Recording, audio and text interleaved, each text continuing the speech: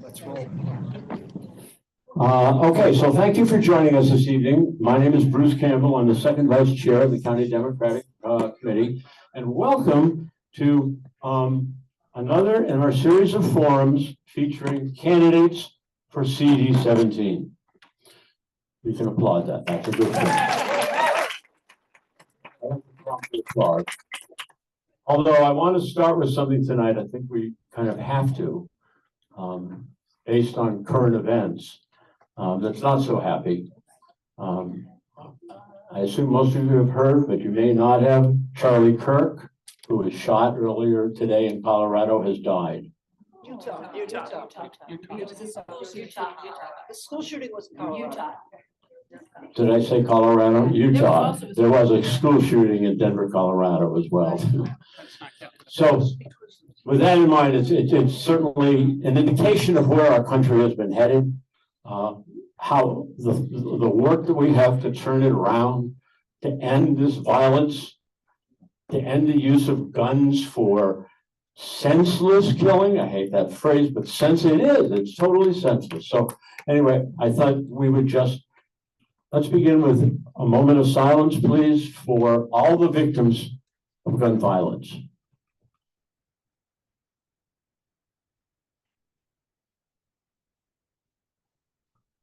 Thank you.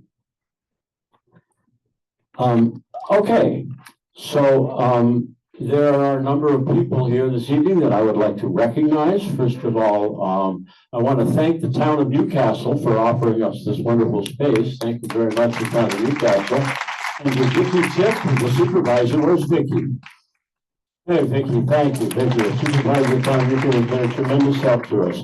We also have with us this evening former Assembly member Sandy Galiff is with us this evening tonight. We also, in terms of Newcastle, I think, I don't know, they're going to, yes, our board members, Jeremy Saland is with us tonight. I don't know if Jen Klein is here. Jen Klein was supposed to be here.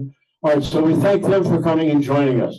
This is actually the third in a series of, it's the fourth in a series of forums by these candidates. In an effort to have you and all of our Democratic voters and our Democratic district leaders throughout the 17th district decide who's going to go up and who's going to challenge Mike Lawler next year and who's going to help us win back the House of Representatives.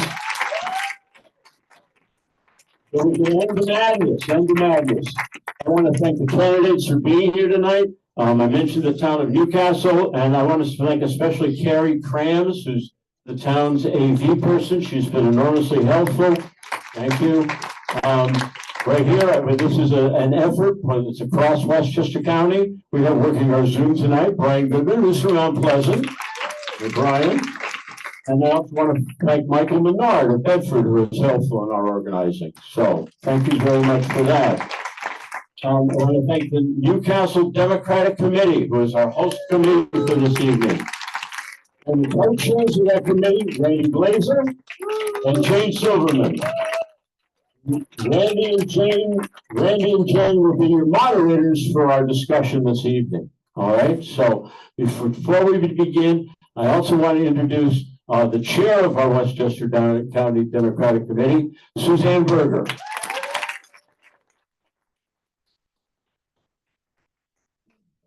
Thank you, Bruce. I'm glad to see everybody. We have a full house. That's very encouraging that we have so much engagement and participation. I wanted to say a few words about how we got here tonight. As Bruce mentioned, we've had a series of forums starting in May. We had 3 host committees for those: Bedford, Yorktown, and the Mount Pleasant committee hosted the first 3. We had three candidates in each of those, and then we had another session at the Croton Library with all 7 candidates participating, focused on labor and youth issues. And now and there was a forum also sponsored by the Putnam County Democrats in August up in Putnam County with all 7 candidates who had declared as of that time. And we like to change up the format every time we do this because people come to see different things. And so we, the Westchester Democratic Committee, asked our executive committee, CD-17 part, which is about 30 people, to who they would like to see in the next forum. We asked them to select 4 of the 7 candidates, and we would invite those 7. This was not an endorsement. This was not meant to foreclose anybody else's chances or opportunities for running. It was just an opportunity to try to get a group of smaller than 7 here tonight so we could speak in more depth to each of these candidates. There will be, I am pleased to announce, at least 2 other events. The Mount Pleasant Democratic Committee is hosting one on September 18th and the second session on September 29th. 4 candidates the first night, 3 candidates the second. And I just learned too, this might be news to the candidates, that the Austin Democratic Committee will be hosting an event on November 17th at 7 o'clock. Details to follow, but it will be focused on environmental issues. Again, we try to focus them on particular issues so we can get more in depth on those issues. The executive committee members participated, as I said, in helping us select the candidates you're seeing tonight. These are rank and file Democrats, the Democrats who we couldn't get on the ballot without. They carry our petitions, they knock on doors. They're not pundits or donors or armchair warriors fighting social media battles. They're workers, and I appreciate every single one of them as the chair of this committee. This forum tonight is being recorded on Zoom. It's being streamed live on Zoom, right, Brian? And when I stood up, we had over 50 people already signed on the Zoom. And we will post it, all goes well, tomorrow on our YouTube channel. That's Westchester County Democratic Committee is our YouTube channel. You'll be able to watch it at that point. Welcome, Senator May. No? Okay. With that, I have one final announcement. We as a county committee are going to be pausing our CD-17 efforts after tonight. Hi, Jen. We're going to be pausing our CD-17 efforts other than the Mount Pleasant events that we talked about. The candidates will still be going out, campaigning, going to meet and greets, raising money, but we in Westchester County have a local election coming up on November 4th. We have to re-elect Ken Jenkins as our county executive.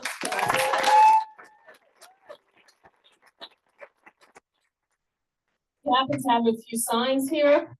If we don't have enough, you can give orders to Brian Goodman and he'll get you one. No, nothing like wasting an opportunity, you know. So we have to elect our county clerk, Tom Roach. It's an open seat. Every member of our county board of legislators is up for re-election. We have 15 Democrats on the council, on the board of legislators out of 17. We want to keep it that way. That means here in Newcastle, we want to re-elect Vidat Gashi, who's the chairman of the board. And in other parts of CD-17, we have Emiliana Ulai, Colin Smith, Erica Pierce. So it's important to vote. We have local town races. We introduced some of our town officials here in Newcastle. We have village races for those of you who live in villages. There's a city race in the city of Peekskill. And we have judicial races too. And we all know in this day and age, judicial races are key. We have 4 great candidates for Supreme Court. They're town and village judges. I want to tell you that the ballot design is different this year. Thank you to the state legislature. The judges now do not lead the ballot. They're at the end of the ballot. So it's all the more important to stay on row A all the way. It's easy to remember. And with that, I think I've taken enough time away, but we're really pleased to have every seat in the House, it looks like, filled. And maybe we'll have a few more. So with that, I'm going to turn it over to Randee Glazer, co-chair of the Newcastle Democratic Committee.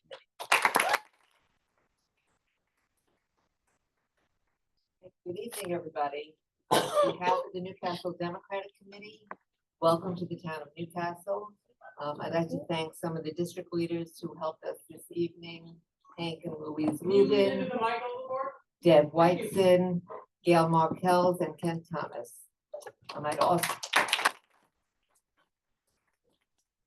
I'd also like to thank our supervisor, Vicki, our town administrator, Rob Gary, for assisting us with the use of our town hall. Okay, time to introduce our candidates. First, we have Effie Phillips-Staley. She's a Westchester County resident, currently serving as Tarrytown Village trustee. Next, Cait Conley. So a Westchester County resident, Army combat veteran, and national security expert. Beth Davidson.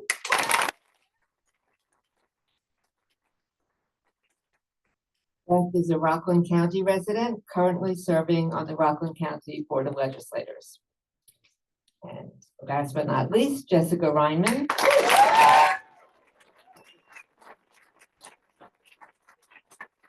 Jessica is a Westchester County resident and founder of 914 Cares. All right. So I'm going to go through some of the rules. I guess based on the clapping that just went on, one of the rules is going to be that we're really going to ask that everybody hold the applause till the end. It's nice, Jessica's our hometown, you know, from Chappaqua, and it's great that she has so many people here, but I think if we could just keep it down till the end and everybody can then be applauded. Each candidate will have 2 minutes and 30 seconds for their opening and closing statements. Responses to questions will be kept to 2 minutes. If a candidate is mentioned by name by another candidate, they may have 1 minute for a rebuttal if they choose. We have our timekeepers tonight are Gail Markells and Ken Thomas, and they will be holding up the signs. The stop sign is not a suggestion. And you will get a warning when there's 30 seconds. All the questions were culled from prior forums where they were not able to be asked. We also received some by email, and we put the questions together, and Randee and I will be asking all of the questions, so there won't be any questions from the audience. All candidates can respond to every question. We will rotate who answers first, and if time allows, there may be a lightning round with 30-second responses. So, Randee. So the order of the opening statements were chosen by lot. Closing statements will be in reverse order. The order is Cait, Jessica, Effie, and Beth. So Cait, you go first. All right, thank you so much. So a huge thank you to the Westchester County Democratic Party, the leadership here tonight. Thank you all here who are attending and who are dialing in. Thank you for caring and thank you for being part of this fight. My name is Cait Conley. I am a very proud public servant, Army combat vet, and daughter of the Hudson Valley. I come from a family of working class roots that's called this place home for 4 generations. My great-grandfather and grandfather worked the brickyards of Montrose. My mom, she's been with the U.S. Postal Service for 48 years, serving every part of the Hudson Valley. My dad, a construction worker. The values that my family and this community instilled in me, working hard, fighting for what you believe in, doing what is right, that is what has guided me my entire life. That's why on 9/11, when we saw those towers fall, I knew my place was in that fight. I went off to West Point, graduated at the top of my class, and then went off to serve 16 years in the U.S. Army. I had the privilege of my lifetime leading America's sons and daughters in combat. We went out and deployed overseas 6 times to combat zones like Iraq and Afghanistan, where I led teams to hunt down some of the world's most brutal terrorists, to keep America and the world safer. Where I come from, the stakes could not be higher. It is life or death. Excuses, that won't cut it. When it's hard and people tell you it's impossible, it is your job to find a way to make it possible. And I think it is exactly that our country is calling for right now. Battle-tested leadership that is about action, not politics. And Mike Lawler, that's all he is.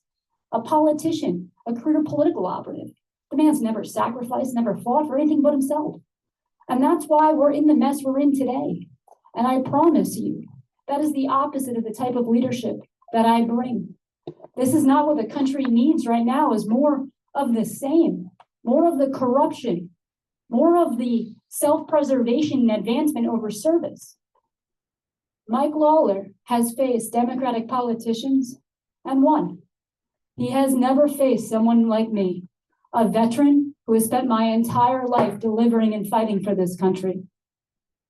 It's time for change. It's time for the leadership that New York 17 in this country not only deserves, but so urgently needs. The stakes could not be higher. So thank you to everyone in this room for what you do and for being part of this fight. Let's go get this done.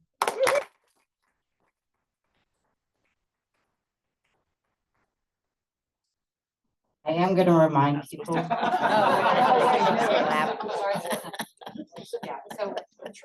I know the other 3 are going to be fine not having the applause, since everybody's been reminded. Thank you.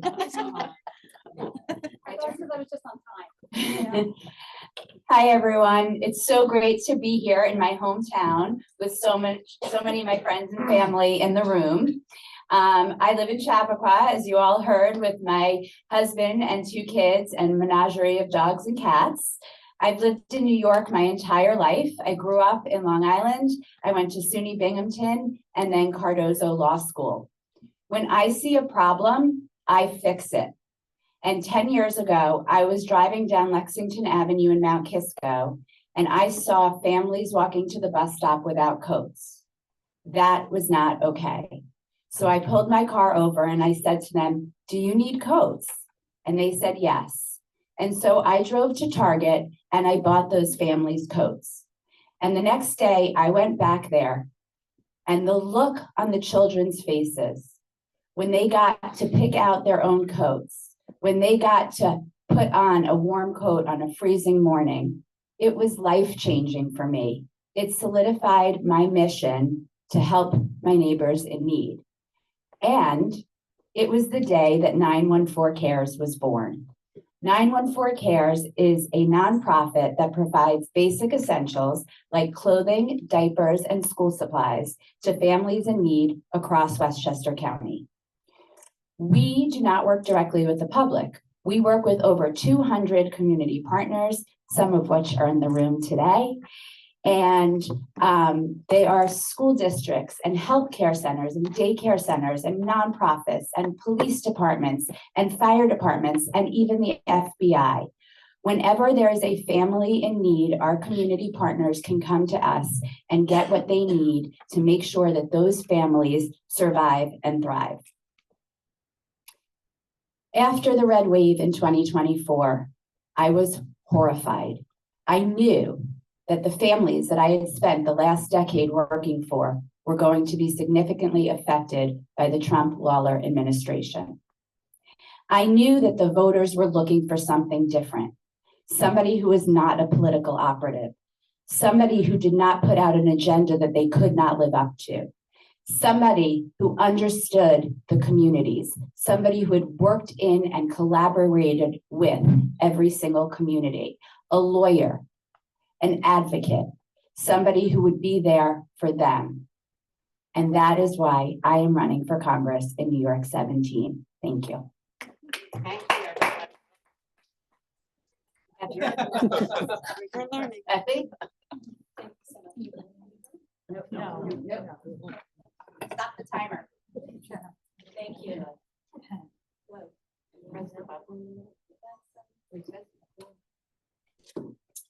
Can you hear me now? Ah, how about that? Okay. All right. Good evening, Chappaqua. Thanks so much for having us. My name is Effie Phillips-Staley, and I'm running for Congress to fight for Hudson Valley working families and to get our nation back on track as a beacon of prosperity, of compassion, and progress. And yes, I am a proudly progressive Democrat. What does it mean to be a progressive in this moment of skyrocketing costs, a planet on fire, the rise of fascism, and today political violence? It means that we must throw out the old playbook. It means that we need to stop listening to the donor class and start listening to voters. It means we need leaders with bold vision and a powerful moral compass who can take back control. That's what I am, and that's why I'm running. I'm not a Washington insider. I'm a Tarrytown trustee who has gone toe-to-toe with developers and NIMBYs for affordable housing, who fights for climate resilient infrastructure, who's pushing for good cause eviction protections for struggling tenants, and who centers disenfranchised communities, even though the party thinks they don't vote. That's because I've spent decades in the nonprofit sector fighting for equity and justice. I know how to listen and build trust. I know how to create coalitions, and I know how to win for the people I serve. My story is an American story. Immigrant mother, blue-collar father, public education, veterans benefits, and housing that my parents could afford. These were not government handouts. They lifted my family and many others into the middle class. But today, Trump and Mike Lawler are taking these opportunities from working Americans. As career Democrats have stood powerless. I will not. I won't stand by as healthcare is stripped from millions. I'll fight for Medicare as a public option. I won't stand by as ICE disappears people off the street based on racial profiling. I'll fight for fair immigration reform, transparency, and the rule of law. And instead of handing billions to the ultra-rich, I will wrap it up because the stop sign is here. Thanks for having me. I look forward to the conversation. Thank you. Beth? Thank you very much. Good evening, everyone. I'm Beth Davidson. First of all, thank you so much to the Westchester County Democratic Committee for hosting this important forum. And thank you to our wonderful Newcastle Democratic co-chairs, Randee and Jane. So you've asked the four of us back here tonight because you want to hear more from us. So I'm not going to run through my whole resume. Tonight, I want to talk about our country. I want to talk about us. Our democracy is at a tipping point. Not a day like today, some might say a breaking point. And as a Rockland County legislator, I've had a front row seat to the ways in which our communities are truly suffering as Mike Lawler's big, ugly law barrels towards us. I represent healthcare workers who are afraid of losing their jobs.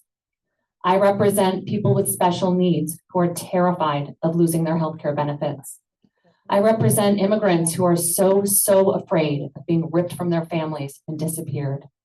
I represent a county in which 1 out of 6 children don't know where their next meal is coming from.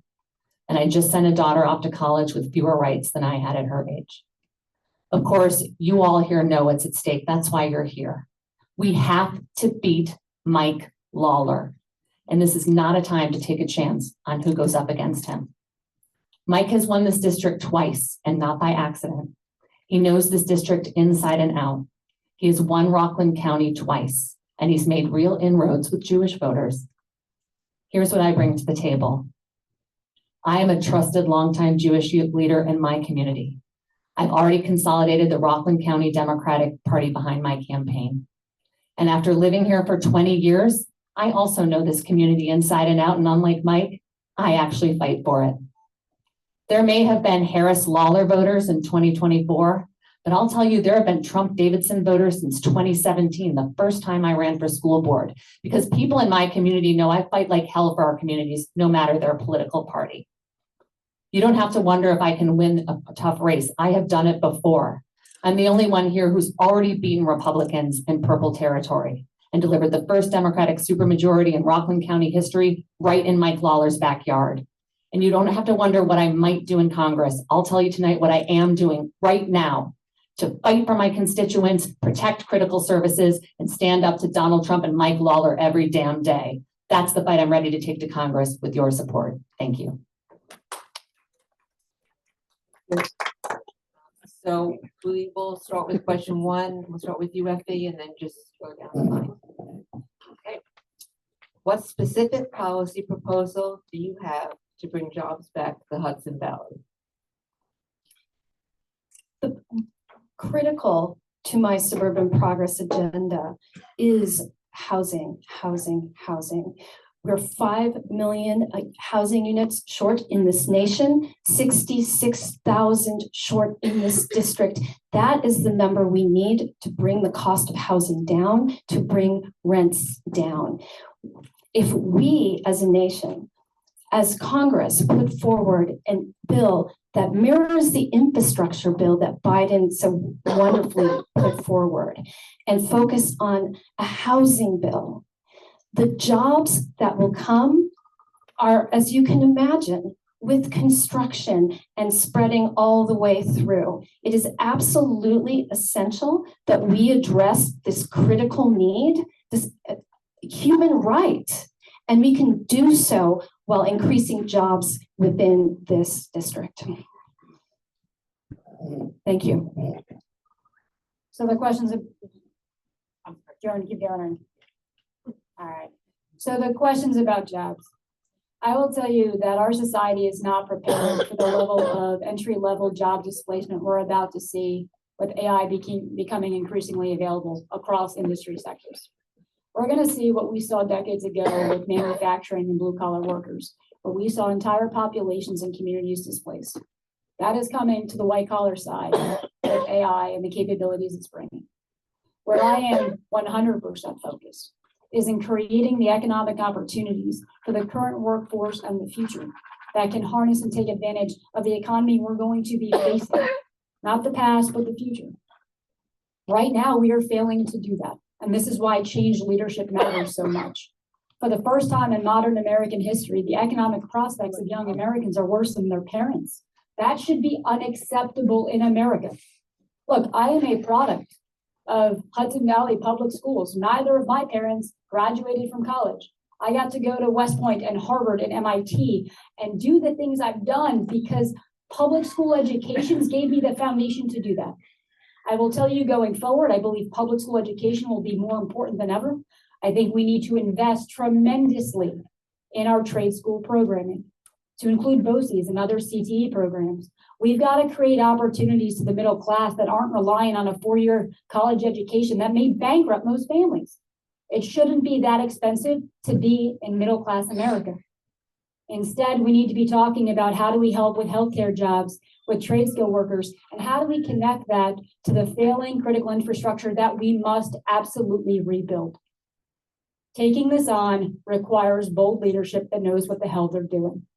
And this is what I am focused on. We cannot afford to make the same mistakes we made with manufacturing with what's coming on with AI.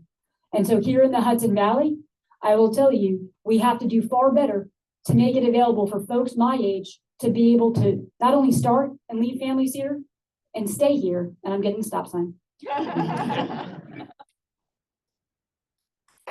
Thanks for the question. And this is something I really think about both, as I said, as a mom who just sent her daughter off to college and wonder if she'll have a job in the Hudson Valley when she graduates. And as a county legislator who is always trying to attract new companies and businesses to my county. And housing certainly is a huge issue.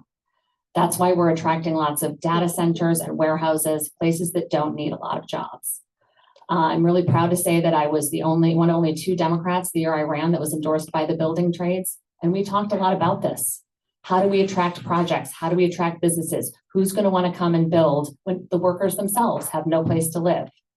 I went and visited the Carpenters Union up in Orange County, and they had an amazing program where their carpentry union apprenticeship program was partnering with Orange Community College to get their associate's degrees, get their journeyman apprenticeship, and they were building their own workforce housing.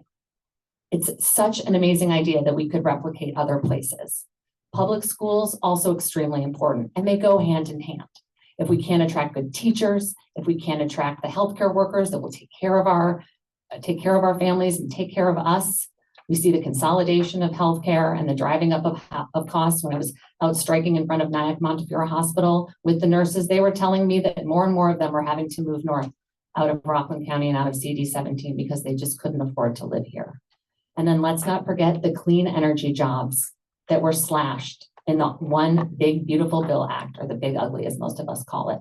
That is costing New York State tens of thousands of jobs. And those are good paying union jobs that will bring us closer to our clean energy goals and stop out migration from the Hudson Valley. Thanks. Well, this is a hard question to go forth for, because I agree with every single thing that all of my colleagues have said up here. There's a few things that I want to really focus on, education being one of them, not just school teachers, but daycare workers. We have a number of heads of daycare centers in Westchester County here, and our daycare workers do not receive the same benefits or the same salaries as teachers. And that is a career that young people can flock to if we can provide them with the salaries and the benefits that they need to survive and thrive here in New York 17. I do want to pivot for a minute and talk about the environment and talk about clean energy and talk about the fact that there are plenty of places in New York 17, including on Indian Point, where we can bring jobs, where we can create clean energy programs to bring jobs to New York 17. I also want to talk about immigration for a second and recognize that in New York 17, we have a significant number of undocumented people who are doing work and are not being recognized and included as part of our community. Those people are working at jobs, entry-level jobs that we need for them to stay in, and we need them to stay here and be able to afford to live here so that they can help us. They are healthcare workers. They are chefs and cooks. They are people who work in the restaurant industry. They are people who work in the building industry. They are people who mow our lawns and who shovel the snow. And we need to make sure that those people are also taken care of. So we need to focus on teachers, daycare center workers, the trades, the clean energy, and we need to focus on the immigrants who are living here right now, who are doing those jobs. Thank you. All right, the next question will start with Cait. So given today's horrific events and the escalation of gun violence, what specific proposals do you have to address this issue? So this is one of the hardest things I think we are seeing, right, is where children are scared to go to school, parents are scared to send them to school. We're seeing an increase in political violence because of the polarization in our society. And I think the failure to provide adequate mental health really support that so many folks need. So I think there's a couple different layers to this. I think there's some of the symptoms, right? Like access to weapons of war and firearms that I used in combat that you can get on the streets in America, which should never be the case. But then you also see the other issues, which is, look, we need to do better at providing mental health support to so many Americans who are struggling. And this is where the cuts we're seeing with this budget bill and the cruelty coming out of this administration that Mike Lawler's enabling is exacerbating this crisis, not addressing it. Mike Lawler's actions are literally making Americans less safe, not more safe. And that should be inexcusable. We need to focus on giving people the help they need and making sure that we are passing what is just common sense legislation where we shouldn't allow violent criminals to get their hands on weapons, much less combat arms. We should make sure that people who need help have the resources and access to it, even if they don't have the money. And that's the type of programming we should be investing in, not divesting in. But the reality is Mike Lawler and his GOP buddies have sold out Americans and American safety and American families for special interests. This is why I'm all about banning stock trading, right? Making sure that members of Congress can't use their platform, their public service as a way to become individually wealthy because they lose focus on what matters, which is doing the right thing for the American people, not their own bank account. So one of the ways that I worked to put myself through college was to nanny and take care of kids. And one summer I spent a week with a family watching their two boys. They were just wonderful boys. We had a wonderful week. We went our separate ways. I didn't really interact with them that much. And then 5 or 6 years later, my mom called me and said, oh my God, the most terrible story. The younger kid who used to babysit for was shot by his friend with his dad's gun in his house. They were just playing in the house. This happens every day in America. And that was the day that I really became a gun safety advocate, something I've spent my adult life doing.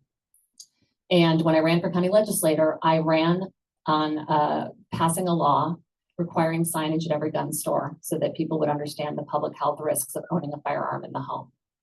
This is not something that's happening somewhere else. Gun violence is an epidemic that we can fix. We have RFK talking about Tylenol and additives and, pushing his junk science, debunked theories about vaccines, when we know that gun violence is the #1 killer of children in this country. And every gun death is preventable. So yes, I would push for an assault weapons ban to get weapons of war out of our schools and neighborhoods. I would push for universal background checks. I would push for, which our congressman is not doing, opposing reciprocal concealed carry permits. We do not want guns coming from other states into our state of New York.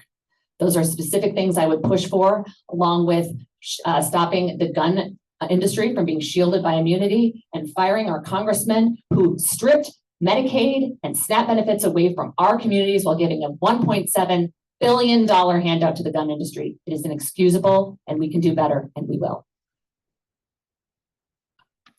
September is Suicide Awareness Month. Guns are the leading cause of suicide in the United States today. Guns are also the #1 killer of children under the age of 18. I sent my son off to his junior year of high school a few weeks ago, and the first question that my father-in-law asked me was, what is their plan if there is a mass shooting? And I thought to myself, sheesh, he fought in Vietnam and he's wondering about guns in my son's school. So the question is, what specific policies will I do to address this? 89% of Americans polled believe in universal background checks. Not 50%, not 49%, 89% of Americans polled. That means that people who vote for MAGA Republicans, who are sponsored by the gun industry, do believe that universal background checks do not violate the Second Amendment. We need to get those done immediately. For the last decade, I've worked with every single domestic violence agency across Westchester County. Guns are a leading cause of death in domestic violence situations. I am a full advocate for red flag laws, which prevent guns from being in homes of abusers and people who have committed crimes before. There's a loophole at gun shows where people who buy guns at gun shows don't have to follow the same restrictions as people who buy guns at stores. I would immediately close the gun show loophole to make sure that nobody that buys a gun doesn't respect all of the rules and requirements of gun safety laws. I gotta stop. Thank you. When I was a kid, my father was a veteran of actually World War II in Korea. And he had a shotgun in the house. And I have to tell you, that man was so strict. He put the fear of God into us if we ever went near that weapon, but also with our BB guns, if we ever pointed them at another person. The wrath of my father you could not imagine. I don't understand. Well, let me put it this way. If my father were alive today and he saw the number of shootings that happen in our nation, he would be so appalled because there has been a horrendous shift culturally from a culture of safety and care to one of shocking violence.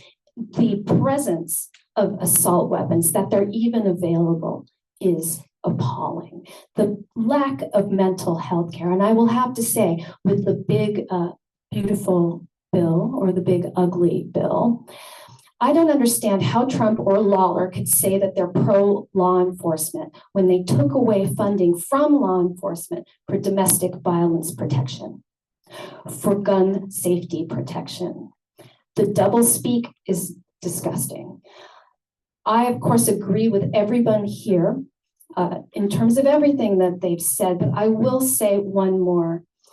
On extreme risk protection orders, we do need to have the capacity to take away guns from people who are deemed dangerous. This is too difficult right now. We saw what happened today. Boulder, Colorado, and of course, the shocking murder in front of students. And I have to say, to the point of, oops, I'm sorry, I have to stop. Thank you. We're going to get a little local. Our next question. There is an issue between the village of Mount Kisco and Chabad of Bedford around the use of a public park for a brief annual Rosh Hashanah service. This service has been held annually with no controversy before this year, when the permit request was denied. What is your position on this issue? And Beth, we'll start with you.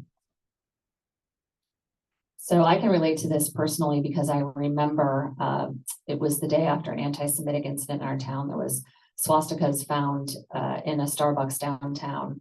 And I was so upset and I just felt like I wanted to do something. So I threw up on Facebook that I was inviting everyone in the community, no matter their faith, to come down to Memorial Park, just public space, and perform Tashlish with us because it was the first day of Rosh Hashanah.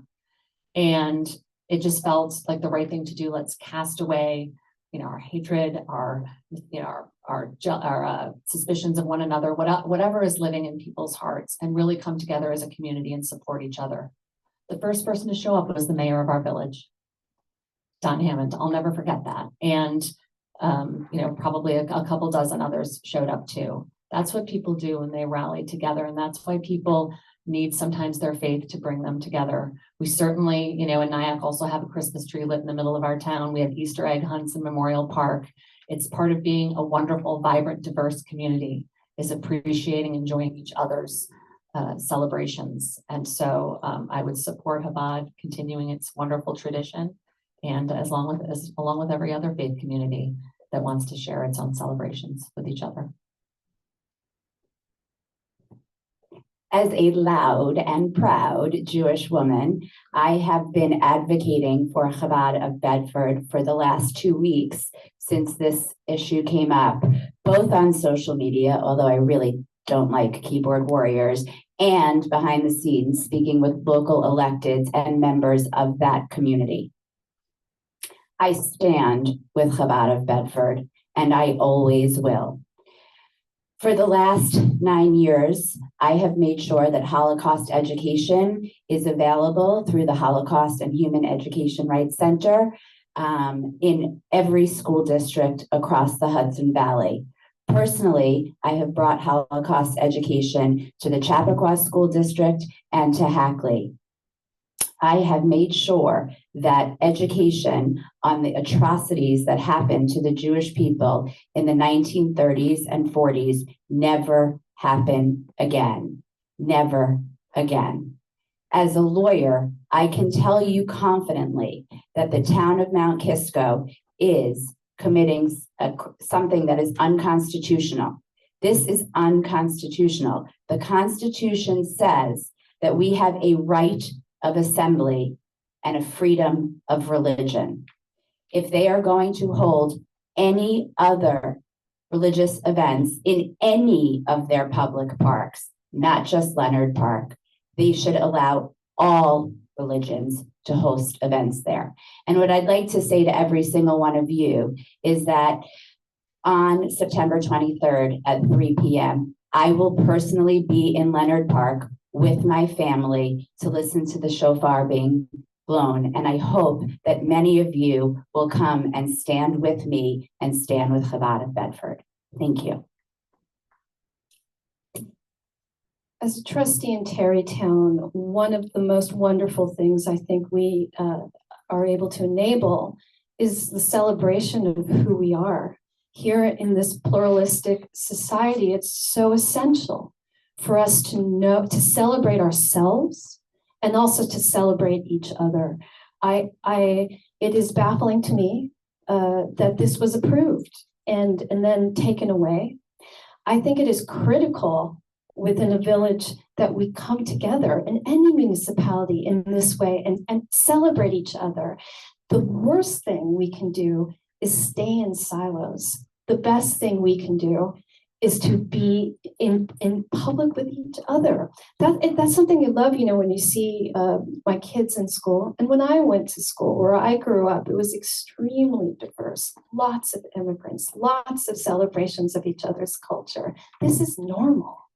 Like, this is who we are as Americans. So it is a baffling decision that they made. I haven't looked at it, so I don't understand why they would. But as a trustee in Tarrytown, that wouldn't happen. I did not spend years of my life fighting for this country overseas to watch the rights of Americans here at home be taken away. What we are talking about is the freedom of religion, the freedom to assemble, the freedom to speak. What is happening is un-American. And let's be real. It's this type of behavior that is being normalized by this administration and folks like Mike Lawler who are enabling it, who are setting this as acceptable behavior, which it's not. It's fundamentally un-American, especially at a time where we are seeing anti-Semitism in America at a level that I haven't seen in my 40 years. This is a time where we as Americans should be rallying around our Jewish communities and saying, we've got your back. We are with you. This is America. That is who we are. And this type of behavior, that doesn't happen in democracies. That doesn't happen in America. It is time that we fight for the values that we've honestly probably taken a bit for granted. And not allow this to be acceptable or normalized. So no, this is utter bullshit. This is terrible, and we will be with you. And we're not going to say this is okay, and we're certainly not going to let it spread or continue. But let's be real, we need to address the leadership that has allowed people like this to make these decisions and think they're okay. Accountability is coming. Change is coming. This is not who we are.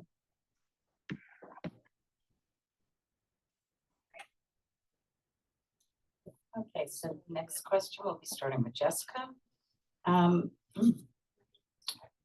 Would you please comment on the president's use of the National Guard over the objections of the state's governor?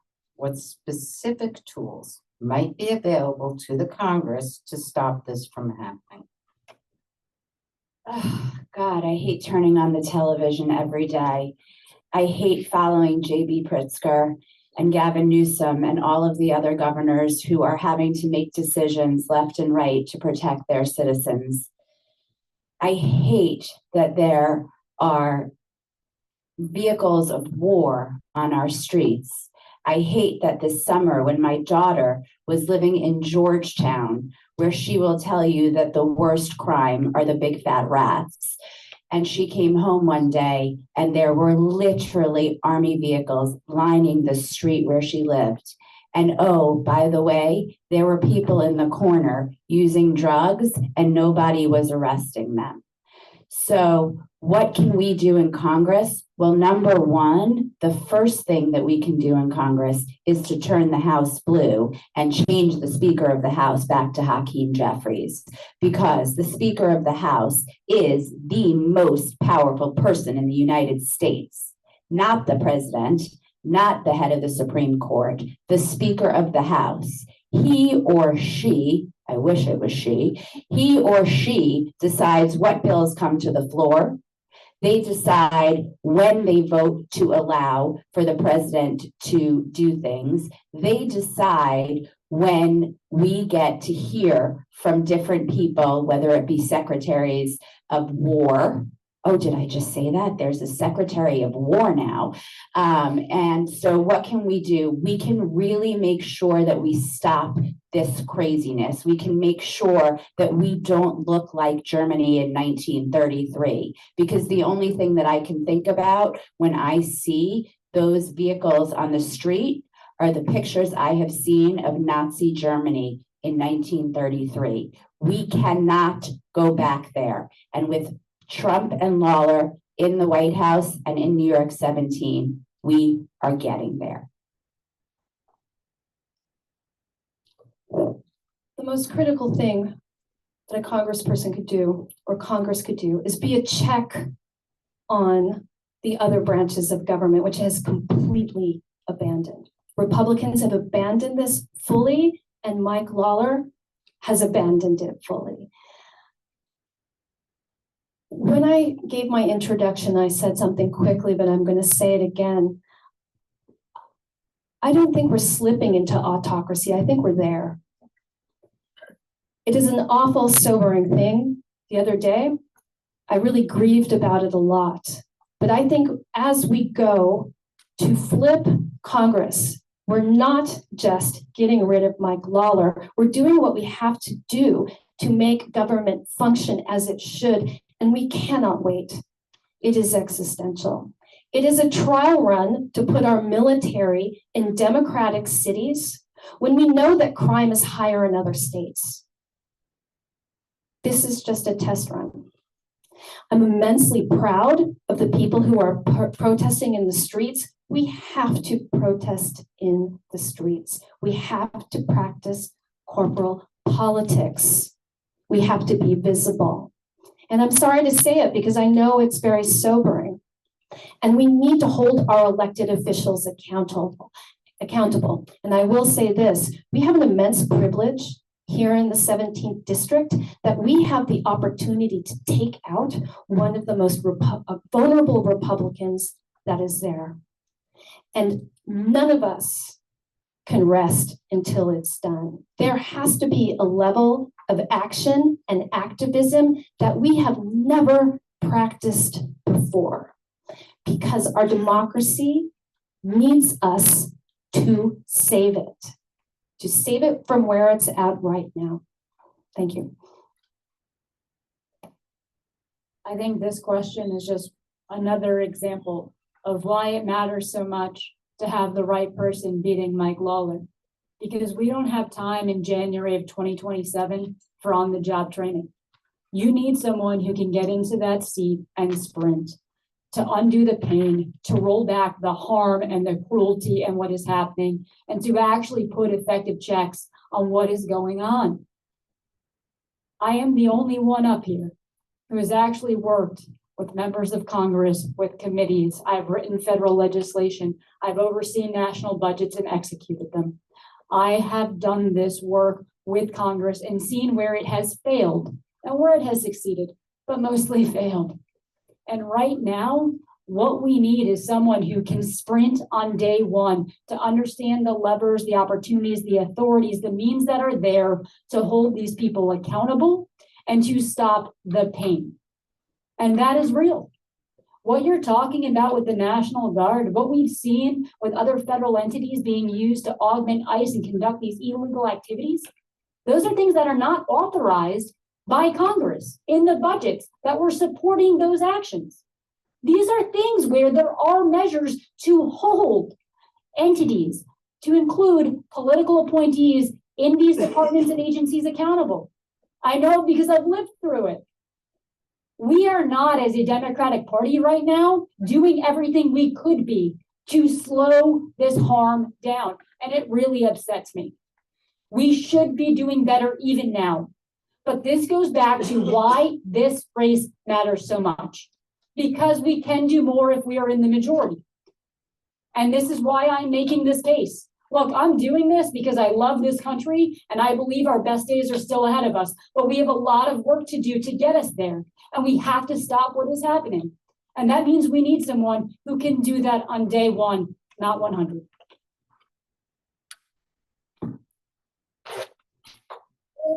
Thanks for the question. And I think we can all just say upfront, it is absolutely bananas that the President of the United States is declaring war on American cities. We have friends and family, I'm sure we all do, in Chicago and in Boston. And let's not forget that Mike Lawler gave his signature thumbs up to Donald Trump sending troops into New York City. I agree that we need someone with experience. I've been working with law enforcement, local law enforcement, who I trust to take care of our communities. Thank you to the law enforcement officers who are keeping us safe here tonight. They know our kids, they know our schools, they know our neighborhoods. The local law enforcement who take care of us every day are the ones I trust to keep my community safe. And let's remember, yes, it's not the states that actually have the highest crime, like Louisiana, Memphis, Tennessee, Alabama, that have the highest crime rates. That's not where Donald Trump is trying to intimidate citizens. It's places like Los Angeles, Chicago, Boston, New York. In 2022 and 2024, Democrats missed the mark on our messaging that people didn't necessarily feel safe for whatever reason that was. Gun violence, fears of, now we're seeing fears of ICE, fears of crime in their neighborhoods. We didn't listen, and we should have. But this is not the answer. Sending troops that are trained to fight and kill enemy adversaries, combatants, that's not who we need to send into our cities. So in Congress, I will work to adequately resource, just as I have in public service thus far, our local law enforcement with the resources they need to take care of us. Thank you. Okay. All right, so this time we start with it. Okay, running for Congress seems like a full-time job. The incumbent has another paid job. Do you have other paid employment now? And if so, please describe what that is. And do you anticipate having some paid employment as of 2026? My paid employment, my meager pay, is as a trustee in the village of Tarrytown. I worked for decades in the nonprofit sector, most recently in the last 10 years or so as a nonprofit executive, where I have led institutions, education foundations, cultural institutions, raised tens of millions of dollars for charitable causes. But when I decided to run for Congress, I decided that this has to be full-time. I was asked by Hispanic advocates to consider it. When asked by your community, it's essential to find the courage and step up, and I did. And I knew that this had to be full-time in this moment, because as I said, we are in an existential moment. And it is absolutely critical that we do everything we can to engage as many communities as possible. We cannot miss a beat. We have to be everywhere. And we need to make sure that we talk to everyone, because what I will say about running for office is that, I hate to say it, I don't feel that the Democratic Party has done a good job of being sufficiently inclusive of people's needs. This is why so many across the board shifted to Trump. This is why so many, particularly I will say from the perspective of the Hispanic community, wonder if Democrats are really there to support them. We have to be present, we have to listen, we have to build trust, and we need to earn the votes of people who feel that we have abandoned. And that is a key reason why I'm running at this time, full time. So I know this may surprise folks, but as somebody who's been a public servant since I was 18, I'm not a millionaire. I can't afford to not pay the bills living in Westchester, which is a little expensive. So when we talk about the affordability crisis, believe me, I know it from a very personal way. So yeah, I am doing consulting on the side for two companies I believe in. One is a national defense tech company based here in New York that has brought manufacturing jobs back to New York.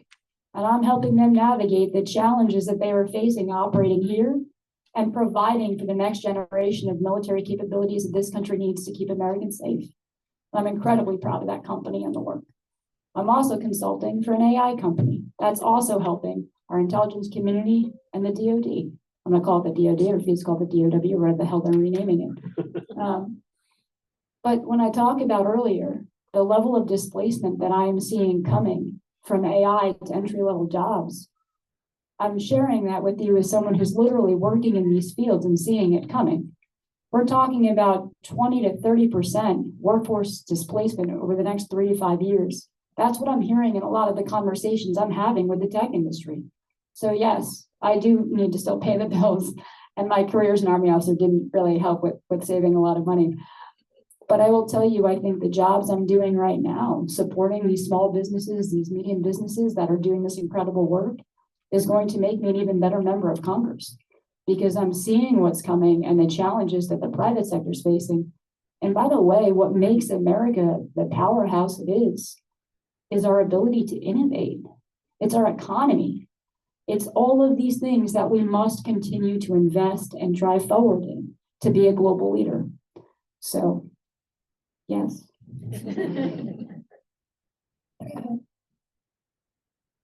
So I think for me, the issue isn't just that the incumbent has a paid job. It's that, aside from being our congressman, it's that his consulting firm makes money on all of the policies and messages that we see tearing our community apart. For those who don't know, he runs a political consulting firm that he still operates. But for me, I serve as a county legislator, and I have to keep definitely advocating for my constituents who are counting on me. I serve as the chair of the Environmental Committee. I serve as the chair of the Transit Committee. I serve as the chair of the Water Task Force. Water safety is such a huge issue, and the availability of source water to power our communities for years to come. And I also serve as on the Multi-Services Committee, which is going to help keep our healthcare services and mental health and all the other services we talked about afloat. I also want to take a moment, though, to say that I am a mom. My son, Hugo, is here with my husband. And I want to take a moment to talk about the unpaid caregivers in our community. There are many of them. And so that is another job that I have, that we all have, for those of us who take care of children or spouses or parents. And that's a caregiving crisis in this country that I would definitely prioritize when elected to Congress. We need to find ways to either train our unpaid caregivers with innovations to help them do their jobs better, and obviously lower the cost of caregiving, both for childcare and elder care. So shout out to all the unpaid caregivers. You do very important work. For almost 15 years, I worked in the law firm sector, day in and day out, from 6 a.m. until 12 p.m. And I made a lot of money, and I was miserable. And in 2014, as you all heard, I founded 914 Cares. So for the last decade, I have been a full-time, unpaid volunteer. I have worked in every single community in northern Westchester, every single town, village, and the only city, Peekskill, in our district. I have been working in school districts. I have been in healthcare centers delivering diapers. I have been handing out period products to women at the Mount Kisco Interfaith Food Pantry. I have been in healthcare centers handing out bottles and formula to families who can't afford bottles and formula. On April 1st of 2025, I was forced to step down as my position of CEO of 914 Cares because I was really concerned that me running for Congress against Mike Lawler would put a spotlight on 914 Cares and make him reconsider, since Donald Trump says the IRS can reconsider 501c3 status. So I had to step down from my work at 914 Cares. While it was unpaid, it was 90 hours a week, every day of the week. I miss it every day.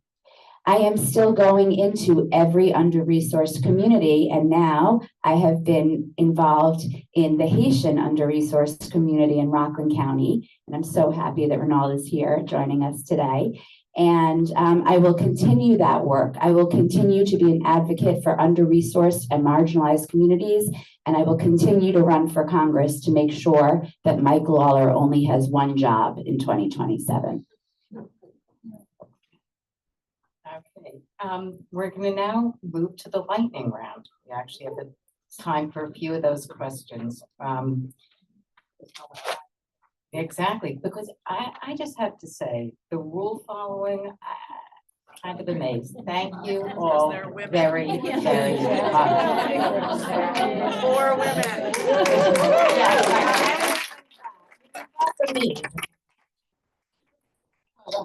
In any case, we'll be asking the questions and there'll be 30 seconds for the answers. So Randy's going to be, All right, we begin with Cait.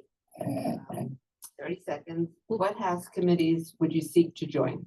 Energy and commerce. So when I talk about the future of this country and the Hudson Valley in particular, fixing our failing infrastructure, the federal government and the private sector responsible has failed to invest in the Hudson Valley in a way that it can grow and prosper. And that has to end. So energy and commerce, because I want to bring green energy infrastructure and jobs here to the Hudson Valley to make sure that we can make this a place that families can come and stay and that we don't have economic conditions that are forcing families apart. When I was growing up here, IBM was thriving. We had Pepsi. We had all of these things that were bringing opportunities here. And we've just seen them leave after the last 20 years. I want to make that stop. First of all, I just want to quickly acknowledge that as someone who's worked my entire life to elect pro-choice Democratic women to office, it's amazing that there's 4 of us here. And I'm really celebrating that, including our rule following. And let's not forget that the longtime holder of the seat, Nita Lowy, was the first woman chair of the Appropriations Committee. So yes, appropriations would definitely be the dream committee. And then I would also say foreign affairs. It's a really important time to reclaim our rightful place as leader as a beacon of democracy, and that would be my choice too. Obviously, every single one of us wants to be on appropriations. And so I'll just say that as one of all of us. But for me, it's health and human services. For me, again, the affordability crisis, taking care of the citizens of New York 17, taking care of the voters and those who can't vote yet of New York 17 will always be my priority. This is a mission-driven campaign to make sure that the mission that I have practiced continues when I get to Congress. Wow, it's tough to be last because I picked them all. Energy, absolutely. We must rebuild our energy grid. We must have green energy moving forward. It is existential that we are not moving in this direction. And of course, health and human services as well is critical because our healthcare system is not doing the job. And it's only going to get worse for the reasons that all of us know. These are the 2 I would like to be on. Next, which member of Congress do you want to emulate? I would say the outgoing Senator Debbie Stabenow. She always said, I'm not a show pony, I'm a workhorse. And I would also say that she served on the Agriculture Committee, which when she joined it, we were all like, what are you doing? But she saved SNAP more times than I can tell you. So she's still my OG. This is my favorite question in the whole world because I got to meet my idol, Grace Meng, this spring at the Westchester County Democratic Committee event. Grace has been an advocate for diaper need and period poverty for her entire career. She created one of the first period programs in all of the United States. She has fought to make sure that period products and diapers are not taxed as luxury items. I admire her. I adore her. I want to emulate her. Meeting her was the best day of my life. Nydia Velasquez. Because when she decided to run, the entire party was against her. So she looked away, did the community organizing, did the groundwork, won by a landslide, and brought real representation to the community that she cares for. And she's been at it for a while now, and she is absolutely fierce. She is exactly who I want to be. 2, Alyssa Slotkin and Pat Ryan. So Alyssa Slotkin was part of the wave of women veterans in 2018 that flipped critical House seats from red to blue and then held them. We don't want to rent this seat, we want to own it. And that was critical. And her leadership and ability to draw people, not just Democrats, but others to vote for her was demonstrated in 24. She won a statewide Senate seat in Michigan last year, even when Kamala Harris lost the state. And I'll say Pat Ryan up north in New York 18, he and I were at West Point together. He's 2 years older than me. I tell him he looks a little older than that. But I think he showed how Democrats can turn around the Hudson Valley and deliver. What year did you register as a Democrat? Jessica. Everybody wants to hear this answer. I registered as a Democrat the day after the 2016 election. When Donald Trump became the nominee of the Republican Party, I made a promise to myself and my children that if he won the election, I would drive to Peekskill, wait 2.5 hours to check a mark on a box and become a Democrat. And you know what I said the day after the red wave to my husband? You said it was no big deal. And I said, I'm going to be a Democratic Congresswoman. 1989, the day I turned 18 and was old enough to register to vote, and I haven't looked back. Haven't always been happy with the party, not especially happy with it right now, but I know our party's roots, I know its heart, and that's why I'm still a Democrat. So I will tell you, as a proud member of the armed services who swore an oath to the Constitution, I was never politically affiliated when I was an officer in this military, and I believe the politicization of the military now is wrong and bad for this country. And I will tell you that my heart, though, has always been with this party, because when I raised my hand and served at West Point in the Army, it was under Don't Ask, Don't Tell. And as a lesbian, I put my own sacrifice aside and said, I will serve this country despite that. But when I was overseas fighting for this country, the only party that ever fought for me was the Democratic Party. So I will be loyal until the day I die. 1990, the year I turned 18 as well, and proud to serve this party, proud to have joined the Clarkstown Democratic Committee 20 years ago when I first moved here, proud to continue to work from within to make it better, remembering who we are as Democrats, what we believe in, strong public schools, clean air and water, safe neighborhoods, good paying jobs, good union jobs. That's what I'll continue to fight for as your next Congresswoman. Next question, just one word response, please. Do you commit to running a positive, issue-focused primary campaign and ultimately support the Democratic nominee, whomever he or she may be? Without hesitation. Yes. Yes. Absolutely. 100%. Thank you. All right, now we're going to be moving to the closing statements. So we will go in reverse order. So I guess, Beth, you get to go first. 2.5 minutes. Thank you. Well, thank you again so much to Randee and Jane, and to our intrepid chair, Suzanne Berger, for hosting this forum, and to all of you for being here tonight. When we look at the state of our country, especially a day like today, it's so easy to feel overwhelmed. It's so easy to feel hopeless. But things are not hopeless, and we are not helpless. We here in this room can do something, and that's beat Mike Lawler.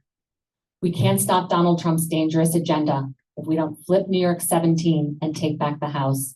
And we've seen that not just anybody can beat Mike Lawler. I was asked to run for this seat because I've proven I can run and win in the parts of this district that matter most. I can carry the vote in Rockland County and bring Jewish voters back into the Democratic fold. There's no question. We need to fight like hell against the chaos, the corruption, and the cruelty that marks the second Trump administration. And as you've heard, that's what I'm doing as a Rockland legislator every day. But that alone isn't enough. We can't just be the party that's against Donald Trump and Mike Lawler. We have to be for something, for a big vision of our shared future, our better future. A few weeks ago, I took my family on a trip out west to the national parks. It was the end of the day. My kids were crapped out in the RV on their phones, and my husband and I wanted to take one more hike. We found ourselves in the Zion National Park Museum in front of a display about the history of the national park system and a sign that said the national parks were created by an act of Congress in 1916. My husband turned to me and said, "Can you imagine Congress doing something like that today?" And I said, "Yes, that's why I'm running for Congress. This cannot be a time to think small. This cannot be a time to be defeatist. Yes, this era of polarization feels bleak, but we have the best universities, the savviest entrepreneurs, the hardest working small business owners, the best innovation and technology anywhere in the world. And we have the smartest, most hardworking, dedicated young people who want to make a difference. And I am not going to tell them their future have limits. I am not going to tell them our democracy is failing. I believe elected officials can and must do big and bold things to make our country better for our children and grandchildren. I'm running for Congress because I know how to roll up my sleeves and deliver results that make a difference in people's lives. That's the experience I'm ready to take to Congress next year. We have to do it together. Let's go get Mike Lawler and put Congress back to work for the people. Thank you.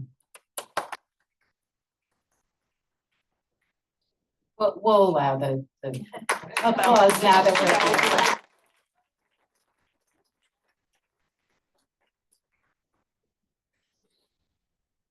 Friends, this campaign is about us, the people of the Hudson Valley, demanding a government that finally puts working families ahead of the ultra-rich and political insiders. So I'm not someone who's going to Washington to write strongly worded letters. I will fight for Medicare as a public option, universal childcare, and real housing affordability right here in the Hudson Valley. I will fight for immigrants and asylum seekers because America is strongest when we open our doors and not close them. And I will fight for climate action so our kids have a livable future. I'm also running because I know what it means when public education, veterans benefits, affordable housing, and healthcare transforms lives. That is what lifted my family.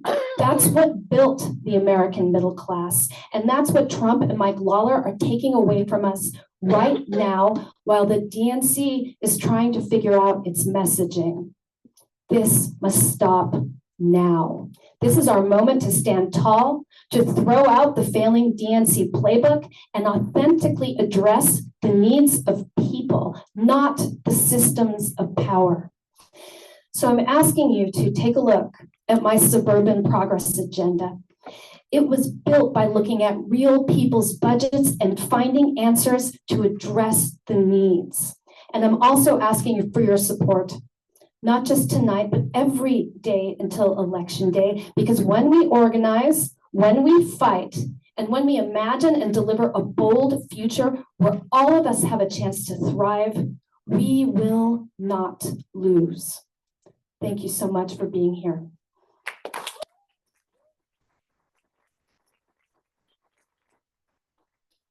I'm a collaborator, an advocate, a fighter. I am not shy, and I am not quiet, and I never will be. And I will say right now, I am extraordinarily disappointed that we were not asked tonight what our stance is on Israel. So I am going to take this opportunity to let every single one of you know that I am a pro-Israel Democrat, that I will fight for Israel in Congress, that I will not put any restrictions on aid to Israel. I will be a fierce advocate for the Israel-United States relationship. We need Democrats who will stand up for Jewish people, for the Jewish homeland, and for the anti-Semitism that is happening around this country, not just in Mount Kisco, but everywhere. I dropped my daughter off at college 4 years ago. 4 years ago, 3 weeks before October 7th. The war in Israel is causing horrific pain to every Jewish citizen. And the fact that we haven't heard from every single candidate as to where they stand on Israel is deplorable as far as I'm concerned. I, and I alone, can beat Mike Lawler because I am the only candidate sitting up here or of the other four who has relationships and a life in both Westchester and Rockland County. As many of you know, my husband was born and raised in the East Ramapo School District. I will fight like hell for every single under-resourced school district, including East Ramapo. I will not be beholden to any organization or any group of people. I will make sure that every single member of New York 17 is treated with dignity and respect. I will make sure that our immigrant communities are treated with dignity and respect. I will make sure that our Jewish communities are treated with dignity and respect. I will make sure that our LGBTQ+ communities are treated with dignity and respect. I will make sure that every single child that goes to school safely, that parents don't worry that their children are going to be shot in their classrooms. I will make sure that every single person in New York 17 is represented in Congress.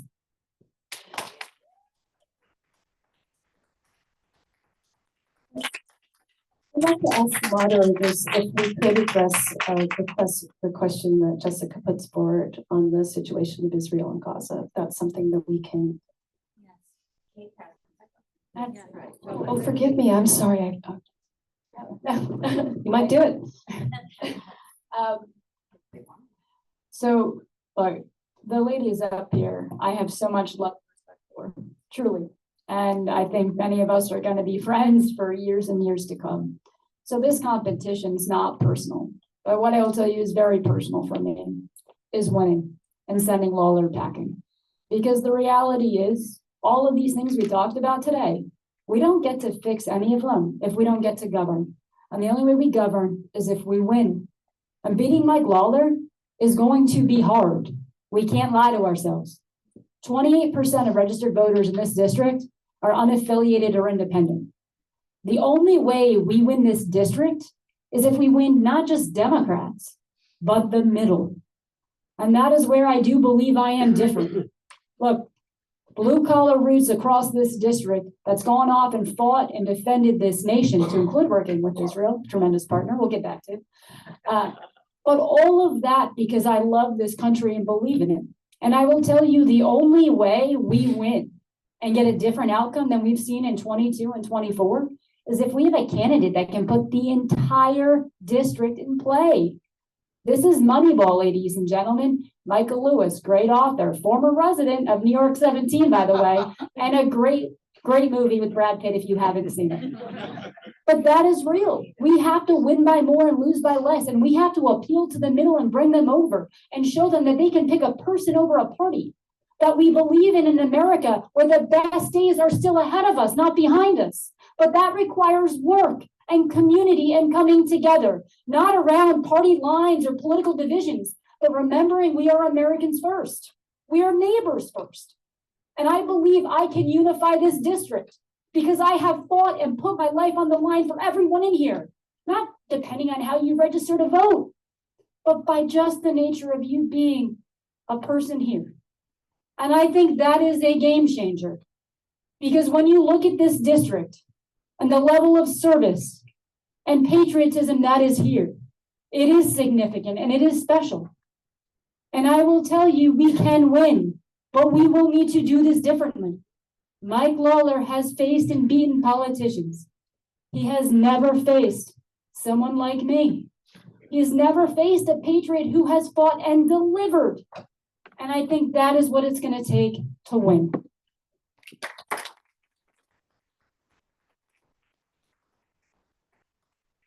So our rules had a minute to respond for rebuttal. So Effie, if you would like to, Sure.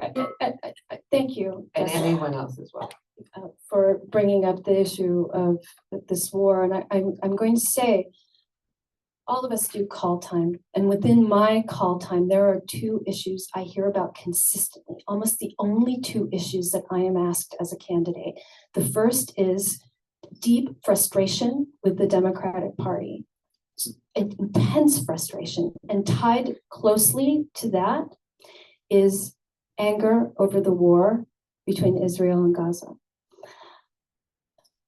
I believe firmly in a two-state solution.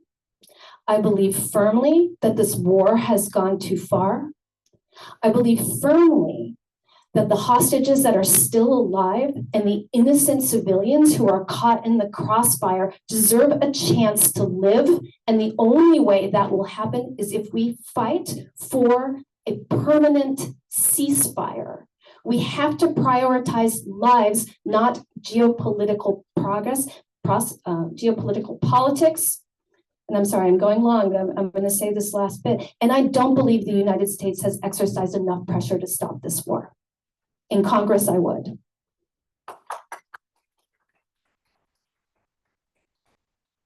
So 16 years and over a decade of that in the special operations community, I have worked very closely with the Israeli military, the Israeli intelligence services on the front lines. And I will tell you, America has no better partner when it comes to countering terrorism, countering Iranian lethal aggression than the state of Israel. And what happened on October 7th, I've seen the photos. That is a level of barbarity and savagery that has no place on this earth. That was a terror attack that caused so many innocent lives.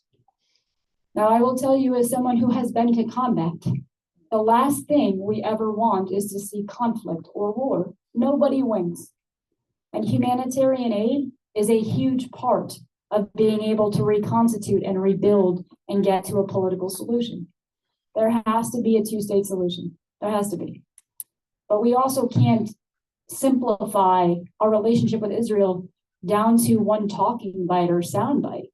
Look, this stuff with Israel, our partnership in countering Iranian aggression, preventing Iran from getting a nuclear weapon, from countering the Russians from being able to get more lethal aid and one-way UAVs that are attacking the people in Kiev, that is all part of this too.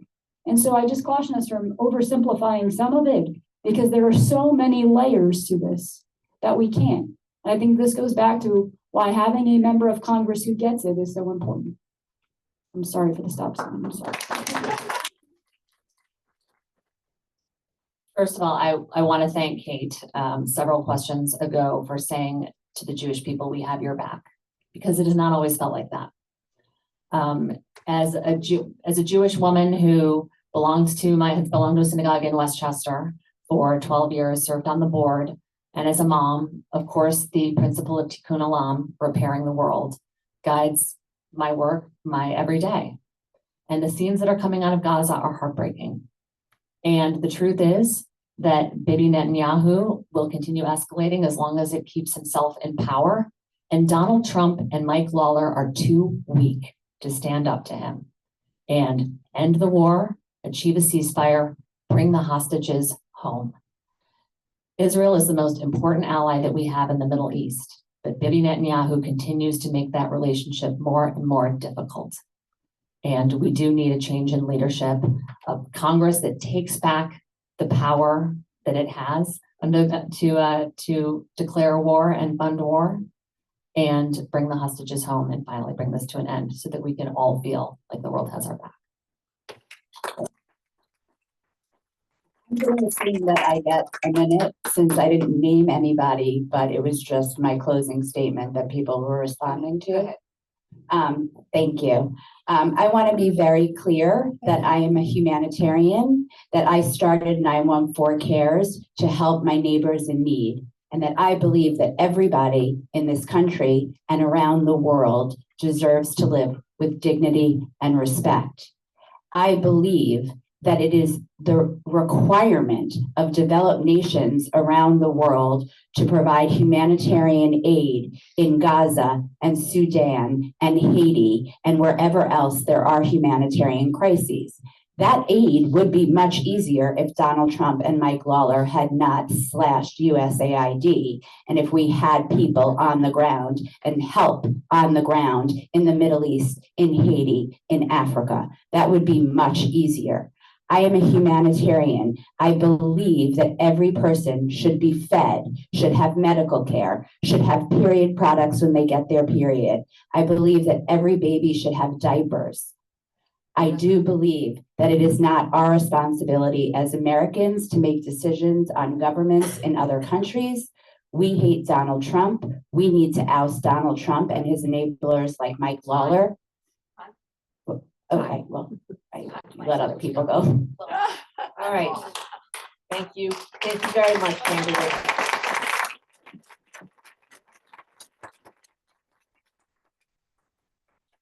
You all for participating, and remember to register and vote, everybody. That's the most important thing. Remember to vote in November. We have a lot of contested elections.